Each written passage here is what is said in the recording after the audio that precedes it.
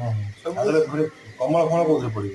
କଣ କହିଲେ? କମଳ କମଳ ଆପଣ ଏଇ ମୋଟା ଜିନିଷ କଟନରେ ଚଳିବ? ହଁ ସବୁ କଟନ ହିଁ ସବୁ ସଫା କରିପାରିବେ ହେଲା। ହୁଁ।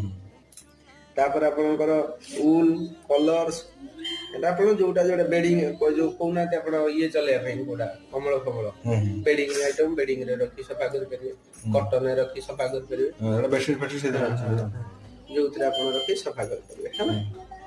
ଏଟା ମାନେ ପୁରା ଶୁଖେଇକି ବାହାରିବ? ହଁ ସର୍ଫ ଦେବେ ଆଇଦର ଲିକ୍ୱିଡ ଦେବେ ଦିଟା ଭିତରୁ ଗୋଟେ ଦେବେ।